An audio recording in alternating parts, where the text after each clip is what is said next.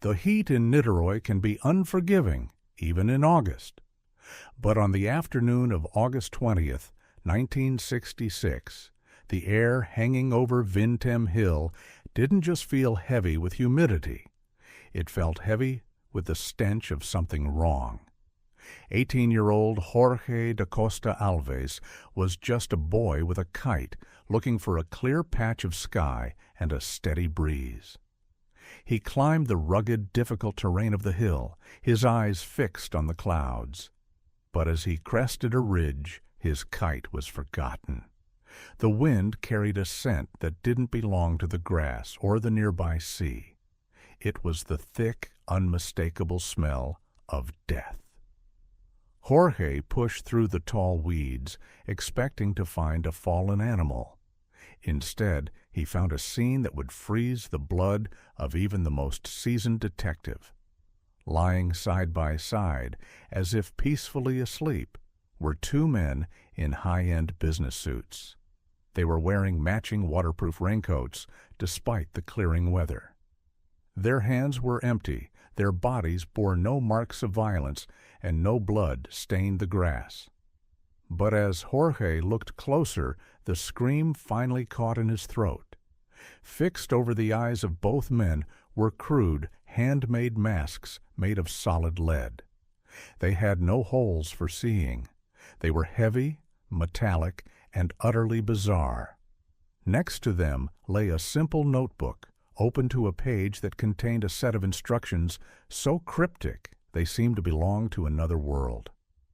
This was the beginning of the lead mask's case, Brazil's most enduring, terrifying, and maddeningly unsolved mystery. Two men who went up a hill to find the future, but only found their end. To understand why two men would lie down on a remote hilltop with lead over their eyes, we have to go back to where they came from, the town of Campos dos Goitacazes. Manuel Pereira de Cruz and Miguel José Viana were not outcasts. They weren't broken men or wanderers. In the mid-1960s, they were the definition of respectable, intelligent professionals. They were electronics technicians, masters of a new and exciting age of radio and television. In 1966, Brazil, being a radio technician, meant you were a scientist in the eyes of your neighbors. You understood the invisible waves that brought voices and pictures through the air. You were a bridge between the physical world and the unseen frequencies. Manuel was 32. Miguel was 34. Both were married, both had young families, and both were known for their technical brilliance. But beneath their quiet suburban lies, a hidden fire was burning. They weren't just fixing radios, they were obsessed with what those radios could catch. At the time, Brazil was a hotbed for a movement known as scientific spiritism. It was a strange, intoxicating blend of Allan Kardec's spiritualism and the optimism of the space age. While the rest of the world looked at the moon and saw a rock, groups in Brazil looked at the stars and saw spirits. They believed that extraterrestrials were not just flesh and blood aliens, but highly evolved spiritual beings. And they believed that with the right electronics, and perhaps the right chemicals, a human could finally make contact. Manuel and Miguel were seekers. They spent their nights in Miguel's workshop, surrounded by soldering irons and copper wire, not just tamming televisions, but building something else. They were trying to tune into a frequency that didn't belong to any government or station. They wanted to hear the voices of the universe. The mystery truly begins on the morning of August 17, 1966. Manuel and Miguel told their wives a simple story. They were heading to the massive city of São Paulo. They claimed they needed to buy electronic components for their shop and look for a used Volkswagen sedan to help with their business. They left with a staggering amount of cash. Estimates vary, but most sources agree they were carrying between 2.3 and 3 million cruceros, roughly several years' worth of salary. It was a fortune. They boarded a bus and took seats 25 and 26. But they didn't go to Sao Paulo. Instead, the bus pulled into Niterói, a city across the bay from Rio de Janeiro. Their movements in Niterói were deliberate, timed, and increasingly strange. Around 2:30 p.m. they arrived. The sky was darkening with rain. They walked into a tool shop called Fluscop and bought 2 identical waterproof raincoats. They were calm, acting like any other customers. But a few minutes later, at a nearby bar, the mask began to slip. They ordered a single bottle of mineral water. The waitress, who would later be interviewed by the police, remembered them vividly. She described Miguel as extremely nervous. He wasn't just anxious, he was obsessed with his watch. Every few minutes his eyes would dart to his wrist. He was a man on a deadline. He was waiting for something or someone, and the clock was ticking. Strangely, they insisted on a receipt for the water bottle. In those days, you could return empty bottles for a small refund. This tiny detail has haunted investigators for 50 years. If these men intended to die on that hill, why were they worried about a tiny refund for a glass bottle? It suggests that whatever they expected to happen at the top of Vintém Hill, they expected to walk back down. At 3:15 p.m., they were seen for the last time. They climbed into a jeep with 2 unidentified men. The jeep drove toward the base of Vintém Hill. They stepped out, began their ascent into the thick vegetation, and disappeared into the fog of history. When the police finally reached the bodies on August 21st, delayed by the difficult terrain and a lack of urgency, the scene looked more like a ritual than a crime. Manuel and Miguel were laid out perfectly. No signs of a struggle, no defensive wounds. Their suits were neat, the raincoats were on. And then there were the masks. These weren't professional equipment. They were crude, hand-cut sheets of lead, shaped like sunglasses, but without the earpieces. They were held to their faces by nothing but gravity and the stillness of their deaths. Testing would later show these masks were made in Miguel's own workshop, cut from scrap lead with simple tin snips. Next to the bodies, the inventory was sparse but baffling. 1 empty mineral water bottle, 2 small wet towels, a packet containing a few thousand cruceros, only a tiny fraction of the millions they had left home with. And the notebook. The notebook contained pages of technical jargon, valve codes like UL84 and 12AX7, standard parts for the electronics of the time. But on one page, the handwriting changed. It was a set of instructions, written as if by a commander to a soldier. 16:30, reach the determined location. 18:30, swallow the capsules. After the effect, protect metals and wait for the mask signal. These 4 sentences are the skeleton key to the mystery, but they only open doors to more darkness. The timeline was precise. 4:30 p.m. was their arrival. 2 hours later, at 6:30 p.m., the capsules were to be taken. This suggests a chemical component to their experiment. But what did protect metals mean? In the occult circles of the 1960s, it was believed that metal could interfere with spiritual energies or telepathic waves.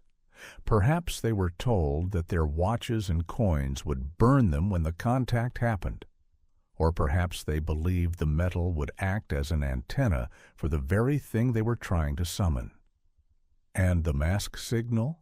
They were waiting for a visual sign, a flash, a light, a gateway. The investigation quickly turned toward a man named Elcio Gomez. Elcio was a friend of the two technicians, a fellow seeker who shared their hunger for the unknown, and he told the police a story that sounds like science fiction. A few months before the tragedy on the hill, Manuel, Miguel, and Elcio had performed an experiment on Arafona Beach. They had built a device, a combination of radio transmitters and unknown components, to contact the others. Witnesses on the beach that night reported a massive, terrifying explosion. A ball of fire lit up the sky, shaking the ground so hard that a local movie theater emptied in a panic, people thinking it was an earthquake. When the smoke cleared, Manuel and Miguel claimed they had seen it, a luminous craft descending from the heavens. They were convinced they were on the verge of a breakthrough. They weren't just hobbyists, they were pioneers.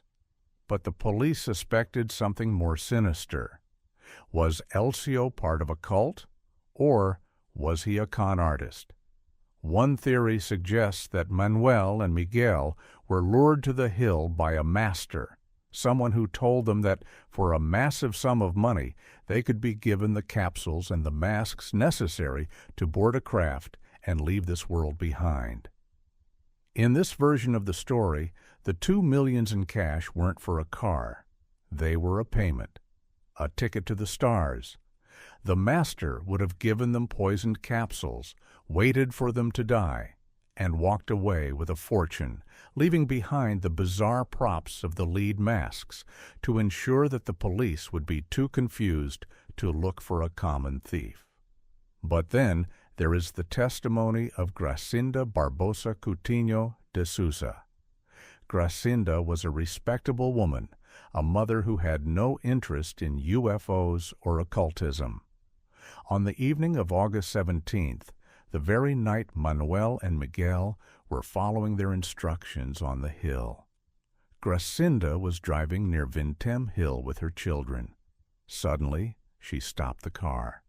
Her children pointed to the sky. Hovering directly over the peak of the hill was a large, round, orange-colored object. It was surrounded by a glowing red ring and emitted blue rays of light that pulsed in every direction. They watched it for minutes, mesmerized and terrified, before the object shot into the sky and vanished. Did Gracinda see the mask signal?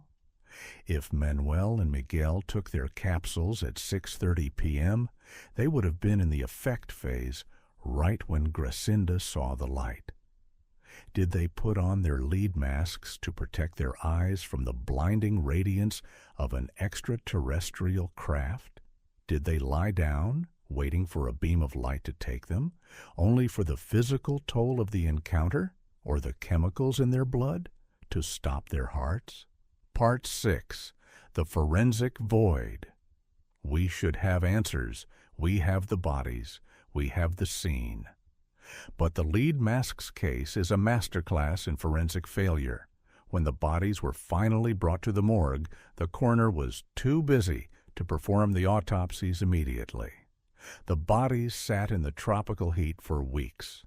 By the time the scalpels were finally drawn, the internal organs were a soup of decomposition. Toxicology was impossible.